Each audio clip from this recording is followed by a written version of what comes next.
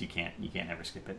We are going to moving on to the start of the game though. HotsLady versus Xteam. It looks like the bands are Battlefield of Eternity and Warhead Junction, and then the first map will be Infernal Shrine. Second will be Cursed Hollow, and then if we get to the game 3, it will be Brax's Holdout. And HotsLady picked Infernal Shrines, which is surprising to me because it is a map that Xteam, I know for a fact, likes to play quite a bit. I guess it's a confident gesture. They're like, we'll just take them head on the map they like to play and really try to set the tempo of the set. Bold strategy. Now we're going to go back to the Chinese commentators discussing presumably the same thing we're talking about, which is the maps, but they probably have a little bit more information since at least 2 of these casters I know constantly sit in on the scrims and the boot camps that have been going on between teams leading up to this event, preparing for it, so they have a better idea of where the teams are at, specifically on any given map, what strategies they've been practicing. And we are going to move on into the draft. HotsLady versus Xteam, Infernal Shrines, and it looks like first pick, first ban going over to HotsLady. I'm curious to see the shifts in meta and priority. I don't really get a chance to see too much of this side of the world play Heroes of the Storm. So a lot of the things I would anticipate and guess probably going to go straight out the window. But I do stand alone. The left side was highlighted, but the right side actually got first pick, first ban. So it actually is Xteam with first pick and first ban. And this is something we've been seeing a lot of. ETC and Murden both banned out in the beginning. Neither team wants to have a perfect tank. If they don't want either team to have that option. And so we're going to start to see some more Tyrael, some more Johanna, heroes like that. And that forces you to build your comp sort of around what those heroes are good at, or you're not going to be able to win the video game. Xteam going to instantly lock Vala because they haven't lost a game yet with Vala, and I don't believe. And HotsLady didn't really demonstrate an ability to deal with the high damage output that she was dealing with. And they didn't counter draft against her, banning a Tassadar, taking a Tassadar, making sure she doesn't have that extra survivability. Alfarian's going to get locked in by HotsLady. Not always the best response to burst damage. So I'm curious to see what else they have up their sleeve for this next pick. They haven't gone into their time pool at all, so they definitely have a pretty steady tempo. But they're going to lock in Tyrael for the Sanctification. Nice. Tyrael and Alfarian kind of is a complementary pair. Tyrael has a little tiny shield for his team and a decent sized shield for himself. Sanctification deals with burst damage, which is something Malfurion does not deal with well at all. Also, Twilight Dream is really good unless it's denied by Sank. By taking Tyrael away, you guarantee the value of Twilight Dream. But Xteam is going to immediately lock in Tassadar, which means Tassadar Vala now on the table. And the question here is, are we going to see the tank pickup? We are going to see the tank pickup, Johanna, or are we going to see the secondary support, or the other support lock in to make sure Ariel cannot be taken away? But it is going to be the Joe, and this opens up Kael'thas as a realistic option as well for Xteam going into the 4 or 5 picks in the draft after the bans. HotsLady immediately going to ban Ariel, no question there. It would have been Johanna if they had picked Ariel instead. It was just a question of which one they were going to lose access to. HotsLady has to feel pretty confident. You said Tassadar and Vala have been doing all kinds of work in this series so far, so effectively allow that to go through. Curious to see how they play that off. Tychus is going to be the ban for Xteam. I would imagine we would see a double warrior setup off of that. Yeah, and it's just more, I think it's a lot that Tychus Vala kind of occupy the same spot in people's minds of the ranged hyper carries right now. By taking Vala and banning Tychus, you give yourself the S tier sustained assassins. And Falstad, Li Ming are going to be the pickups for HotsLady. It does give them the global and gives them a significant amount of burst. I'm curious to see what their last frontliner is going to be, but Xteam is going to just go ahead, lock in the Zeratul.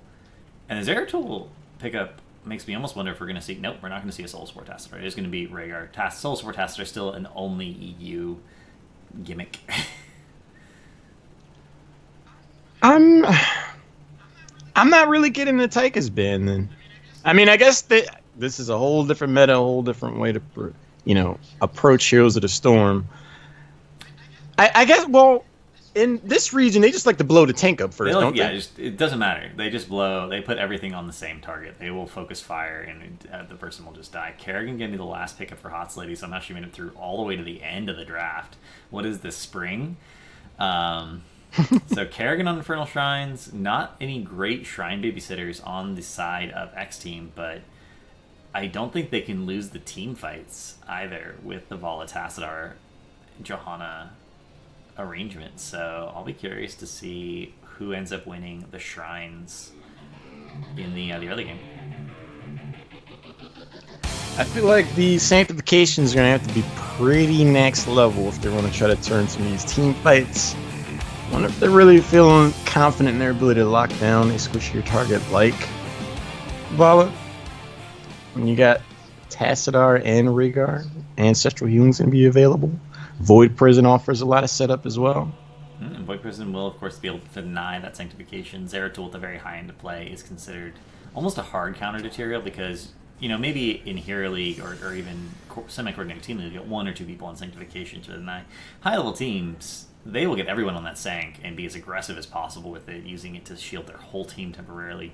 But then you put Void Prison on top of it, and the sanctification wears out, and then suddenly they're all grouped up with nothing to save them. Awkward. It's like, wait, guys, we're just gonna go if you don't mind. Wait, thanks. You're going to see the Regen Master picked up for Johanna, and we're going to see Vorpal picked up for Zeratul level 1. Lots of playmaking potential there. We're not going to see Lightning Bond picked up at Rhaegar for level 1. It's going to be the increased movement speed.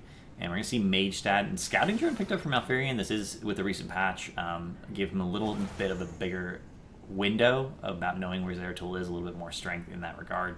And we're just going to see Xteam hanging out, setting up in their lanes, waiting for someone to get out of position. We're going to see Zeratul sharking around the top. Rhaegar is there as well. Tassadar Vala in the bot lane. And John is just going to hold down mid. This is a classic 2-1-2. It's a very strong laning arrangement. We only see it primarily in the Chinese meta, though. Yeah, I mean, North America, you usually see all 5 members of both teams just, you know, slam their face on the keyboard at each other in the mid lane to start out. But a very different approach is going to get used here. Falstad hanging out in the top lane. Vala Tassadar bottom. It's going to be tough for Kerrigan to get those early ganks this way, I feel. And we're going to see the advantage of the 2-1-2 is that Kerrigan is not going to have a lot of opportunity to be roaming. You know, if she has to cross mid, Johanna's going to be usually far forward enough to see where she's going, call that rotation. Rhaegar, very evasive. Zeratul, very evasive. Vala, somewhat fragile, but has Vault, but also has Tassadar protecting her, which gives her the largest burst, non-heroic burst, quote-unquote, heal in the game in the form of that Plasma Shield. And this makes it very hard for the Kerrigan to get any kills in the early game. You can see she tries to go in here and actually gets chunked herself. She's just not going to do anything. Goes down.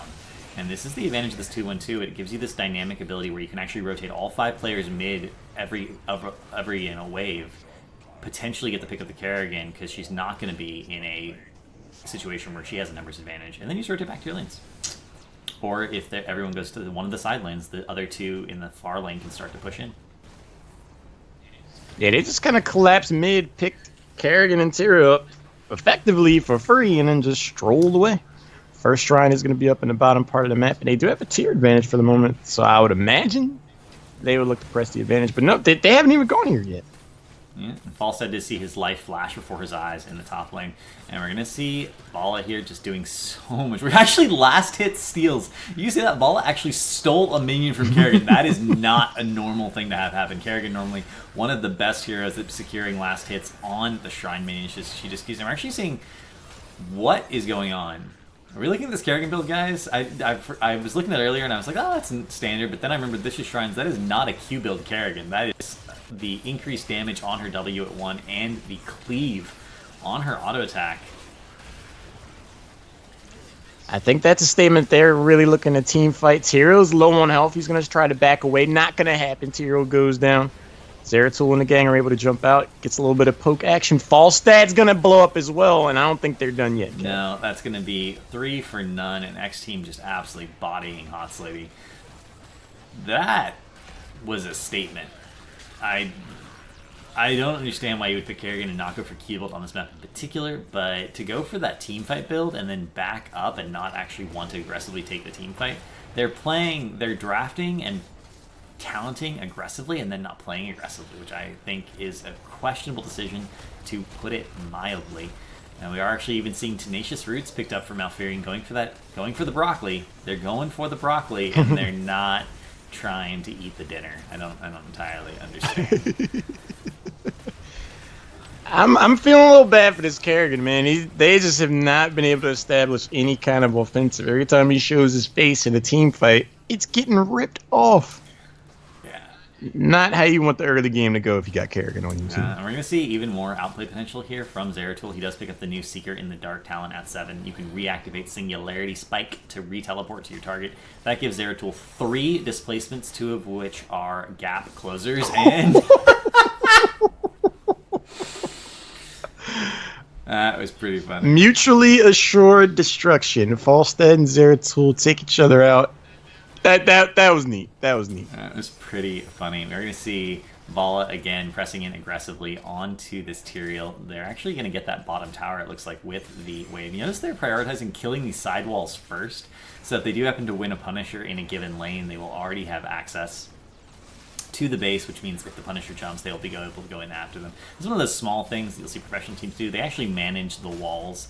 I remember the very first time I saw MVB Black play Kerrigan on Infernal Shrines, they actually left every single wall at exactly 1 hit, and then later on in the game, Kerrigan double jumps to walls became a thing that they used to secure an incredible number of kills. It's one of those things that really high-end teams manage extremely well, whether or not they kill the walls or leave them at 1 hit, or when they kill them to make sure that they're down. In the Chinese meta, focus fire and bursting and positioning are super important. So it's cool to see stuff like that. You don't really catch that in the North American scene that much. Xteam should have their heroics by the time this next shrine phase becomes too much of an issue. So they can look to press a pretty big advantage here. Look at that. We saw Zeratul just chunk Falstad and walk away, basically taking 0 damage. And this is one of the reasons you pick Zeratul, because he's so good against Falstad. This is another reason that Tychus was banned out, because they wanted to take Zeratul, and Tychus has the most health of any ranged assassin except for a level 28 Greyman. Let's not even count that. Whoa, that is Archon. I literally was like, wait, what just happened to Ted? It's been so long since I've seen Archon that I was like legitimately confused about what the heck. I was like, why is he so big? He pops Archon, is not going to be enough. He ends up going down, but that is an aggressive statement. We don't need Force Wall. We're just going to pick up Archon of all things. This is such a good map for Force Wall because of all the tiny choke points, all the control it gives you, all the disengage options. We are going to see HotsLady pushing into the bot, trying to get this fort, get to 10 when Xteam is going to get the Punisher basically for free. We are going to see Kerrigan combo not do too much here. Blessed Shield comes down, secures that kill, and Vala is going to still aggressively chase in. And we do see Falstad in the top lane. Zeratul's going to rotate up, potentially get that gank. Tassadar pushing out the mid. 33 out of 40 right now, but Xteam is just taking advantage of this narrow window where they still have 10. Pushing into the bottom, they're actually just going to get that fort first. And they're going to get the fort and then be like, yeah, we'll get the Punisher later. That's fine, whatever. But we want this fort real quick. They are going to get the well, too. And they're just everywhere on the map right now. I mean, they're having the full run of things. They're going to have the Frozen Punisher. The heroics are picked up for HotsLady, though. So Sanctification is going to be huge, especially for this squishy Kerrigan, because they've been getting blown up in these team fights. Tyrael is able to back away. Punisher is going to walk past the fort and make itself an issue. One way or the other, this fort's going down at least. Yeah. And looks like they didn't quite manage to bait the Punisher all the way back into the keep wall, which is something we know teams really like to do. If you can bait it into the keep wall, the fort goes down for free, but at least you can kill the Punisher before it gets another jump. That is going to be another, like that. There's going to be another jump, but it's low enough on health that it's not going to be an issue. It just will go down pretty much instantaneously, and Xteam's going to rotate away and start dominating the lanes, painting the map red, getting all the siege camps, getting the lane soak, and winning that race 2-13. I like the decision to pull out of there. They could have stayed and probably looked to force a fight, but they're on even talent tier, so they're like, we probably have more to lose than to gain here, so we'll just give the siege camp up. We can always clear it out, but oh, Vala evaporates. Sanctification's going to save some bacon. Mighty Gust gets used as well, but Johanna's going to drop. And here's the aggression that HotsLady's been looking to pull off all game. Net some 3 kills. And leading resets are a real thing. That was 3 beautiful disintegrates. VP going to come down for the disengage. Zeratul on Li Ming wants to try and make that kill happen. Does actually get the fall stat after blinking into his own VP to get the cleave follow-up. Root's going to come down for the disengage, but he manages to walk off of that in time. They get the kill on his Tyrael, and the Chinese teams don't stop. Their aggression.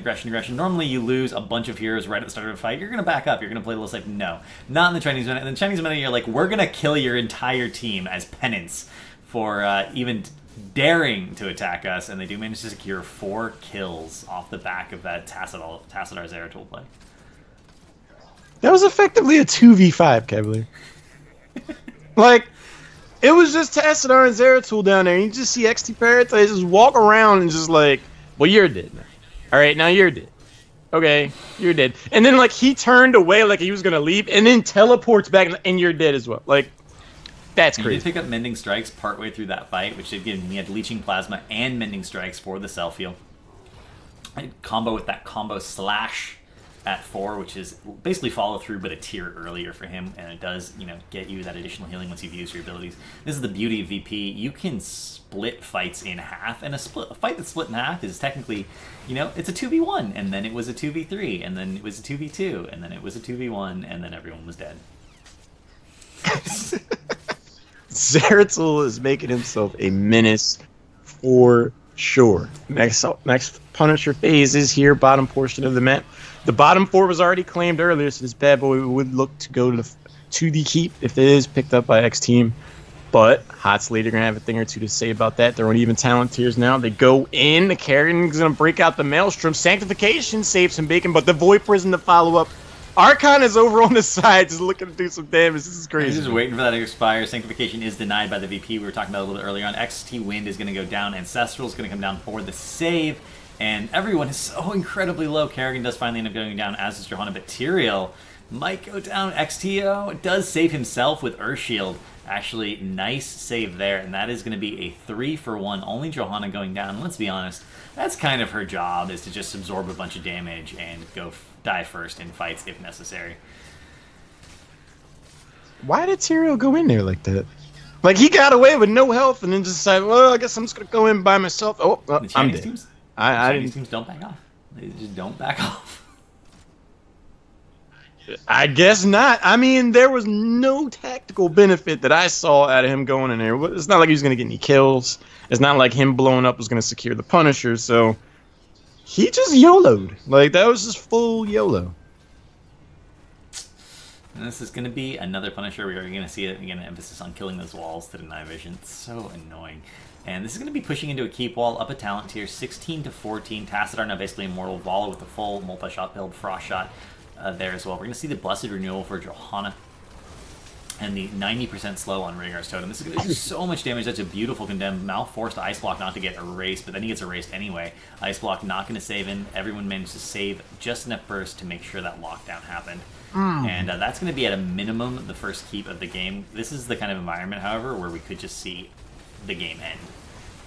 That beautiful bait into the middle keep. This is going to save them a lot of damage on core. It's going to make this a 5v3, but with leaning defending. If they play carefully, they should be fine. Next team's aware of the risk. They start to back up. They're like, we got the world is our oyster at this moment. We have the tier advantage. We just walk through this bottom keep. We evaporated Tyrael like he was Li Ming. We can come back later and close this game out. We don't need to give anything away. We're going to see Falstad do a lot of work here in the top lane. He is pushing in with the Bruiser camp. As Falstad, an underestimated sieger by most people, his W does an incredible amount of damage to his buildings. It's so much sustained damage. But the Falstad Zeratul rotation, but nope. He was trying to fly away. He was thinking about it, but the Paradise is like, nope. Now, that's a statement play right there. That's a 100-second cooldown for one kill on Falstad, but that's just to say, we can get to you. Like, we can 100% kill you. I don't mind blowing Void Prison to make that point clear to you. And the Punisher, high-level the Punisher phase did just end, which means even though it is a 100-second cooldown, it will be available for the next fight at the Shrines, which is the primary consideration. You really base your cooldown usage of those long cooldowns around the map objectives, and if you know them, it's going to be up for the next map objective, you're fine. You're okay with that. You're going to see an aggressive invade here for HotsLady. They are going to go for that siege camp, trying to make something happen. It does pick up 16 for them, and now it's going to be even talent tiers. The next Punisher will probably be 16 to 18. It might be 16 to 19. It's going to be maybe a little bit close in that regard, but it will be even talent tiers. They will be able to take an even fight, and they pretty much are in a position where if they don't win that fight, they're going to lose the game. Yeah, the window is definitely starting to close for them. It'll be a while yet before Xteam gets to level 20, so they do stand to have one last really good shot at turning the mid to late game around. They could try to make a play on Johanna, but Rhaegar is here. He's got ancestral healing if things get dicey. Holy Ground's going to isolate Johanna for the moment. But look at Paradise on the back end making himself a nuisance. Forces out the Disintegrate, gets away. Kerrigan's low on health.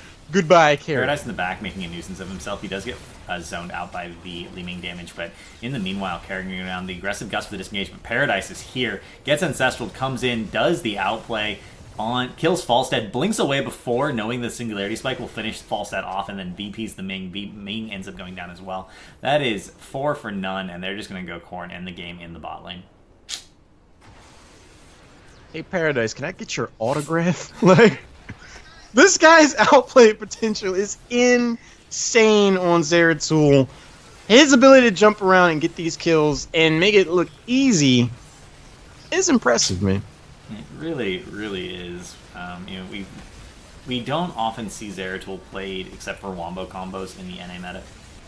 Granted, he did just recently get a buff, but if you watch the way Korean and Chinese players play Zeratul, they are incredibly aggressive with him, and they constantly secure kills while taking almost no damage, and it really comes down to how well they use those displacements.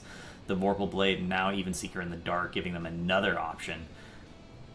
It's a beautiful thing to watch. I'd rather play against ETC than that Zeratul, man. I'd rather play against Meriden. Like, what do you do about that? They lost a 2v5.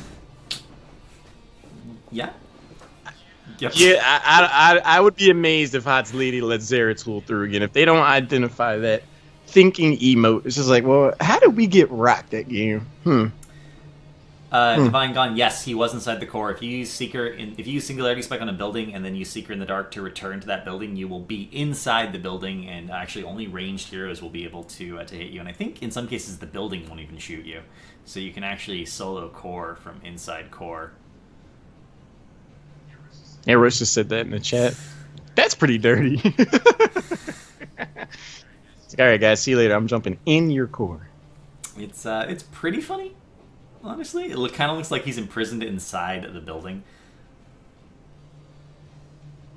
It's not one of those situations where it's clear if it's an unintended bug, because it was reported on PTR and Blizzard hasn't said anything about it. It could be that Blizzard's actually okay with the mechanic. It would be a little strange, but I imagine it's going to be fixed. I don't know if that's gonna. Yeah, I don't see that holding for too long. Could you imagine? You know, it's like a rush on the core, and Zeratul just waves by to everybody, jumps inside the core, and just casually hangs out and just starts attacking. It's just like, what do we do about this? Like, why? Is Samuro banned because of bug with his Illusion Master? I actually don't know if the Gold Club banned Samuro, or even if they specifically banned just Illusion Master. That issue came up in the EU HGC qualifiers yesterday or earlier today, depending on how you want to look at time zones. And I know that after that game, HGC did ban it, but this is run by NetEase, and they have their own admin, even though it is in direct association with Blizzard Entertainment, so I don't know for a fact. And if they did post that information anywhere, it would be on their website in Chinese, which I don't read. So your guess is as good as mine, unless you read Chinese and you can go figure it out on your own and then come back and tell me. Yeah, I certainly couldn't tell you. So HotsLady, they asked for that. They picked Infernal They did Shrines. indeed. That was their pick. Xteam gonna opt for Cursed Hollow for Map 2, and I don't. It really seemed like someone told them Kerrigan was good on Shrines, but didn't tell them why. Yeah, their build was a little curious, for sure. I think step one for HotsLady is you ban Zeratul. And let the chips fall where they may after that, but you just can't let that man jump all over your face like that and then void prison and just single-handedly take down your team. Like, that's too much. I mean, there are certain heroes Zeratul is stronger against. Obviously, they picked one of the heroes that Zeratul's designed in some ways, and at least in the competitive meta, to hard counter, which is Falstad. Normally, Falstad lives by having lots of cool disengage options, but with all of those re-teleports, you can't get away from him. You gust of Zeratul away, he teleports onto you with Vorpal. You barrel roll out, he Seeker in the Darks to you. You try and W him, he blinks away, and then Vorpal's back in to break the W tether. You just can't put damage on him, and you can't get away from him. But there are heroes that aren't fragile that don't have that problem, like Tychus. Tychus was banned out, though. And maybe they want to prioritize that a little bit earlier on in the drafts. I mean, it definitely would add some context to why they would have banned him out. Because I was like, all right, if you're not going to go double warrior, then you could probably stand and leave Tychus out there. But you're right. He could just stand there and just melt Zeratul. But I don't know, man. I just if I'm on HotsLady, I would have a little bit of PTSD after that. Maybe. I did steal that from New Type in chat, by the way, but I figure everyone is reading chat. Wait, what happened? See if you read. I guess not everyone's reading chat. I lied. Hollowern not reading chat. Totally focused on casting this stream. The Chinese commentators look very concerned, right? They look concerned to you? I'm committed, man. They look like they were. They look as concerned as HotsLady should look concerned right now. Because that first game was tough. We are going to have game 2, HotsLady versus Xteam on Cursed Hollow. And I'm not going to say who's first pick, first ban, because last time the left side was highlighted, and it actually Xteam was the team that had it. So we're going to wait to see who actually gets first pick, first ban before I declare it. I think it's supposed to be HotsLady with first pick, first ban here. Though we'll have to see. They banned Murden. Okay, so they end up banning Murden, and if Xteam stays true to tradition, they will ban ETC here. Maybe they will go with something different just because they want to try something different, or they have a specific strategy for the map that they've been working on. You never know. And I'm surprised the ban's actually taking this long. Normally they go into these drafts kind of knowing what their response is going to be as soon as they see the ban from the opposing team. They're going to change the script and ban out Tassadar. Interestingly enough, that's a hero they got a ton of value out of last game. So we're going to see a different approach to their composition. This is a different map with different priorities. Globals have a much bigger part to play on a map like Cursed Hollow. Being able to poke people on the tributes is also very important. HotsLady with the first choice out of everybody. ETC's out there still if they want to go that route, but they're going to lock in Malfurion. I feel like banning Tassadar says we want to go for a blow-up comp and we don't want you to have the save potential. Obviously, Malfurion being picked up, it would facilitate that quite a bit because blow-up comps, Malfurion does not have any burst healing, really. And Xteam has to make a decision here if they want to pick up ETC or if they want to let it go over to HotsLady. I'm sure HotsLady will pick up ETC if they are allowed to. Whoop. You gave him Zeratul. I mean, HotsLady is walking right into this. Malfurion struggled, to say the least, to keep this team alive. Zeratul had a big part to play in it. So they're going to be able to put that burst damage on him. And Malfurion, they got to get some more support, or a double warrior, or something. I just don't see. Or a reveal, but Tassadar is banned out, so options for reveals are a little tiny bit limited. Cav, I feel like they're gonna live to regret letting Zeratul through.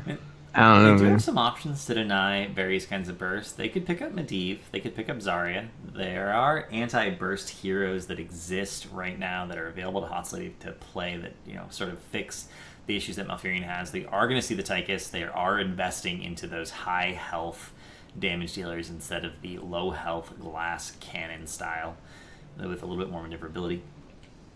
It is going to help them quite a bit versus Zeratul, and I imagine they're going to lock in. Oh, they pick Falstad again. I'm going to head desk. Just that was literally my head hitting the desk. I don't understand why you would pick Falstad in Zeratul. I mean, this is them saying like we are going to play heroes that we feel comfortable with, even if. You look at the other side of the composition, you look at the enemy team's draft, and it doesn't always make sense. Tychus is a step in the right direction for HotsLady. That is a hero that can respond to Zeratul's engage and really put him on a timer to decide if he wants to hang out and try to get the kill or not. But Falstad's not a hero that does well against Zeratul at all, as we've seen.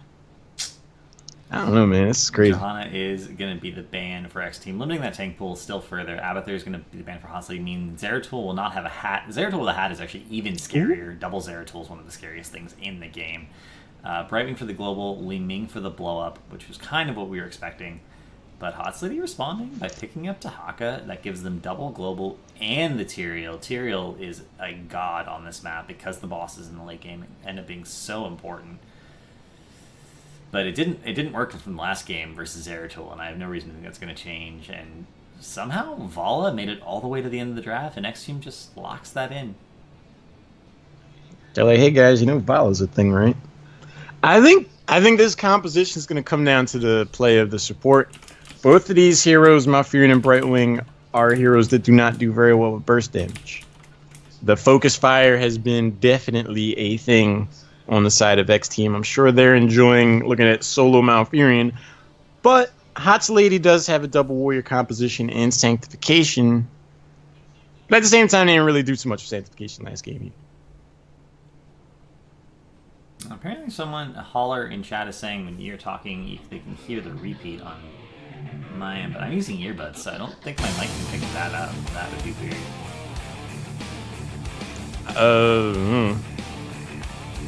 Really? I don't know. Like, I don't have your stream making any sound. That's weird. I don't know. Do you hear me No. twice? Just the one? Just the one time? And apparently it's just Holler. I don't know. Maybe Holler has your stream open in the background and doesn't remember that he has your stream open in the background. Oh, I'm not streaming I don't right know. now. Maybe that's... He might have two. That'd be funny if he had two tabs open. He was like, oh. Apparently there's some splits in chat. I'll see if I can fix it, guys. I'll just turn down a couple things.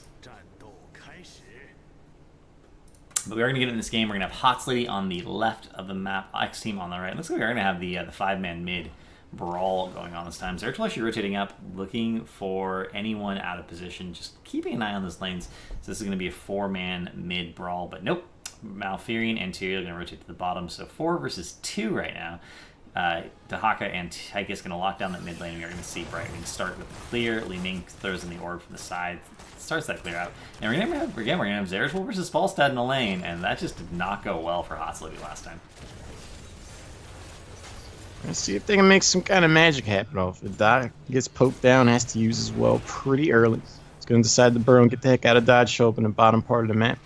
Falstad squaring off against Zeratul, who does not have his mobility options just yet, so he should be okay for him. Remember, Vorpal played at 1 now, so he does have a recollapse. All right. Yeah, it's pretty brutal to deal with. We are going to see ETC doing the classic sit in the bush and wait till Falstad comes too far forward to die. Gives up. Nope, goes back in the bush. Just waiting patiently. We are going to see Li Ming chunk Falstad with a combo. Falstad literally walked into those queues. Is going to be forced to tap. Zeratul ETC now going to be rotating into the mid lane. And notice the way they walk into the bushes to make sure that they don't give vision. They always make sure the angle is right so they don't get vision before they walk into the bush. And they actually walk through mid without getting seen. And they're going to go down to the bot lane. Tahaka backing up, though. He's aware of what's going on. And we're going to have a pause here momentarily. Hopefully the admins get it. Okay, yeah. Hey, while they're doing that, you want to jump into like Discord to see if Skype is being weird? Sure. Let me hop on yours, actually. You can put me in the caster channel. Yep. And I'll be sure to unmute.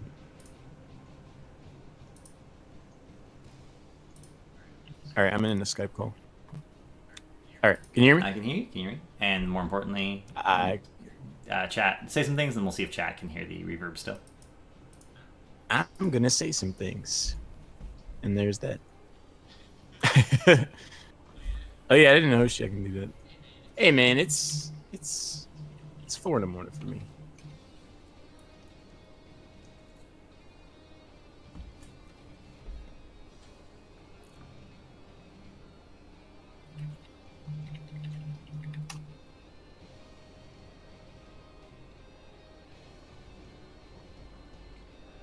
That's so weird, because the only way you guys could be hearing it... Well, one person said it sounds fine to them. Yeah. Now. That's so weird that you guys are hearing it. The only way that could be happening is if... Apparently Hauler still hears. That's so weird. The only way that could be happening is if you guys were literally hearing the mic pick up the earbuds that I'm wearing. But, I mean, my mic is sensitive enough to do that, but its sensitivity is turned pretty far down because there's a lot of ambient noise in my house. so I turned everything down way down a long time ago. It's preverb. Okay, now they're just making up words to mess with us. It's the only possible explanation.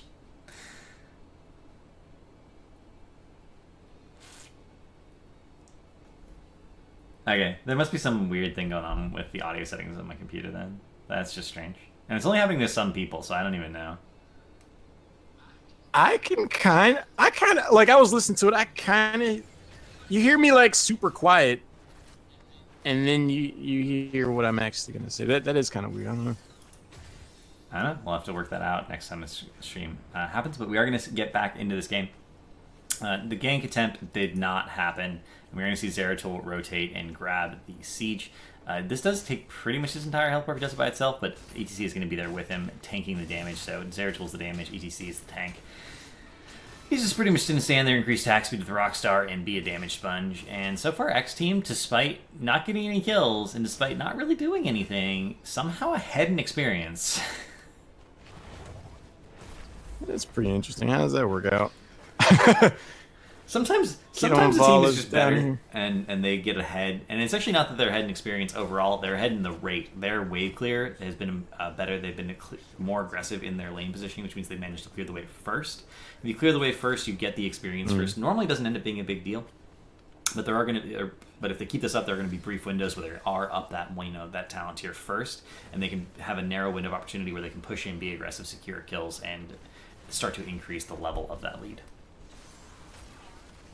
Vala was able to get in there and get that interrupt to make this an actual fight over the first tribute of the game. You're going to see Zeratul. I mean, Dahak's still in the bot lane, right wing, so they do have some mobility options to jump up here when things really start to hit the fan, but neither one of these teams in an immediate rush to stick their neck out there and eat a bunch of damage for free. So this might become a prolonged progression. I mean, you're going to see both the globals and the bot lane just hang out, keep counter pushing each other. Zeratul just quietly rotating down to mid lane, soaking that. Falstad's going to respond by going down there as well. Zeratul already cleared his way with this, so he's going to back up. Looks like he's looking for opportunity to potentially pick the Falstad. Wynn just going to be sitting in this bush. He has been sitting in bushes pretty much all game. I think that if this were an actual hero league game, he would be getting an AFK flag warning here momentarily. Not even kidding. And we're going to see another channel attempt. He's just going to face melt them away. Like, no, that's actually my tribute. You just don't know it yet. And Zeratul, again, going to rotate down. He came back up for a second thinking the fight was going to start, but then Falstad stayed, so he's staying. And just both lanes being soaked while this three-man in the top, just both of them keep delaying the tribute. I mean, they might get their heroics by the time this first tribute gets picked up at this rate. Scouting drone's going to go out there.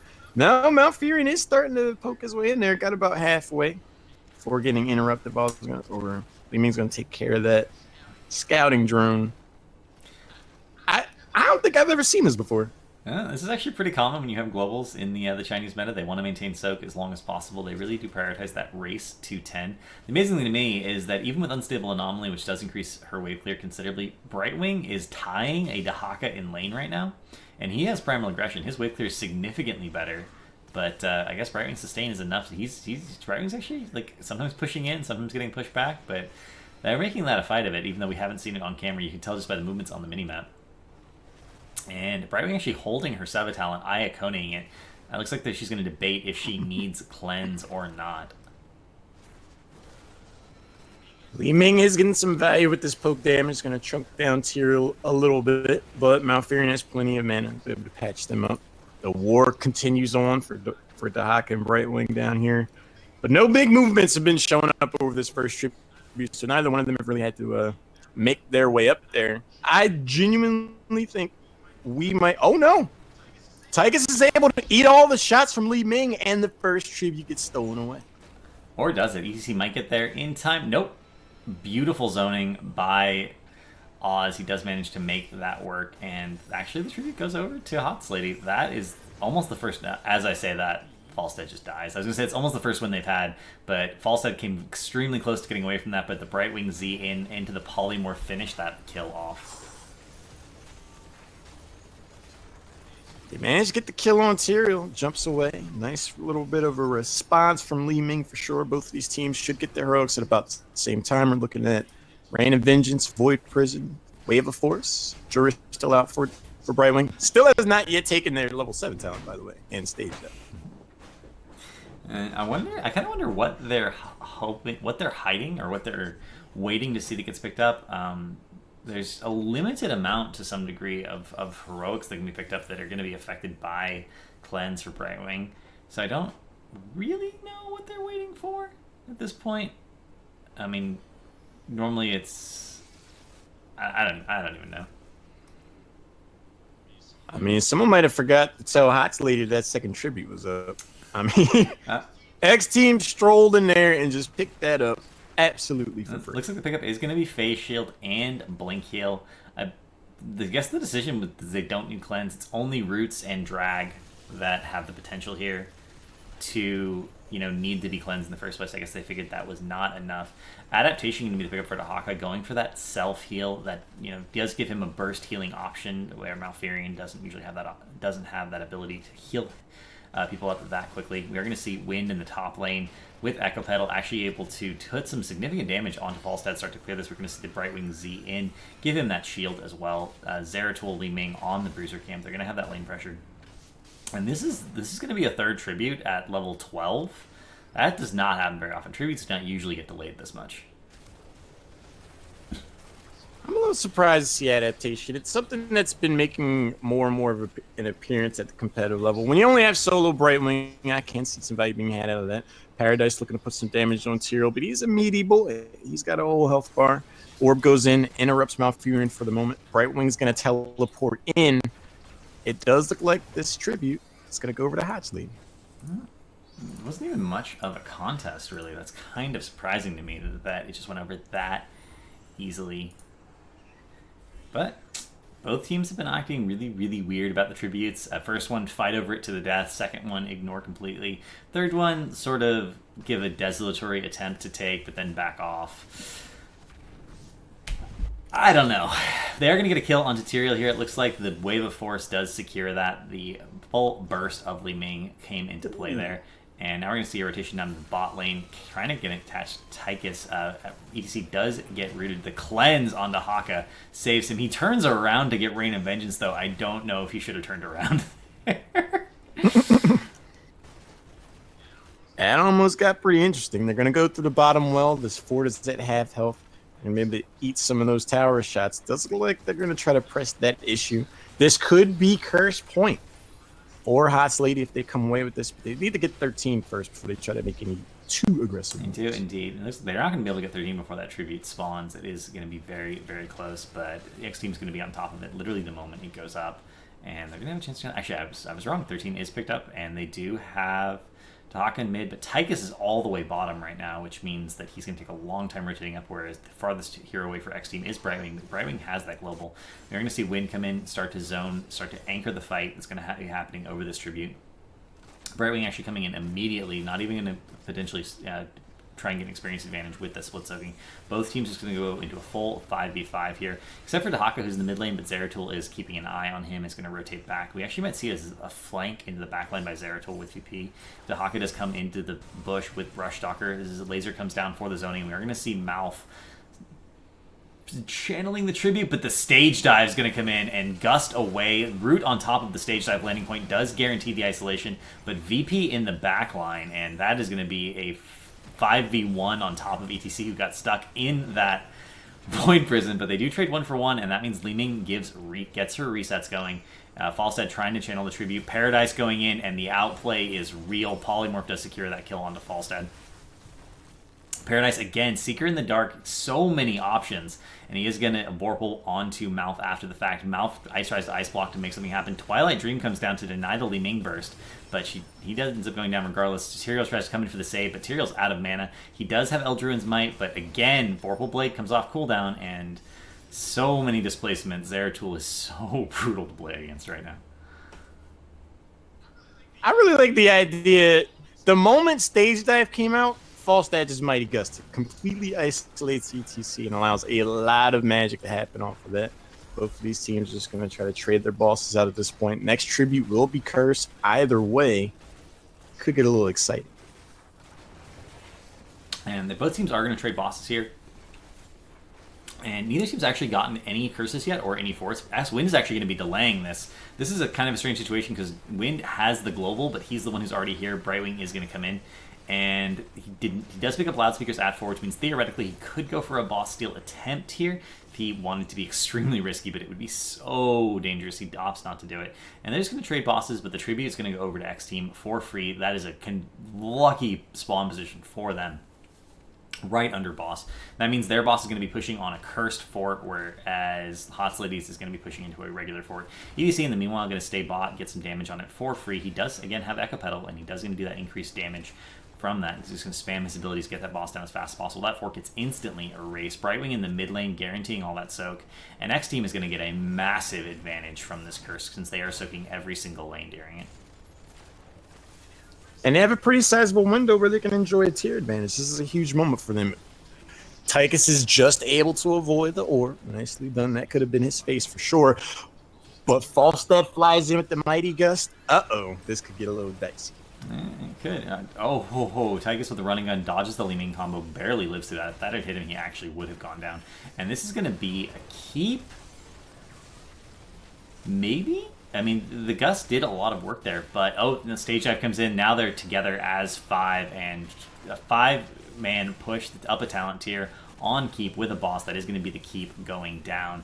Falstad going to maybe die to Zeratul. Nope, does get out of there, and they're just going to back up. They got the keep. That was enough. The Haka isolated in the back does go down, and they're just going to casually steal siege as long as they're here. Why not?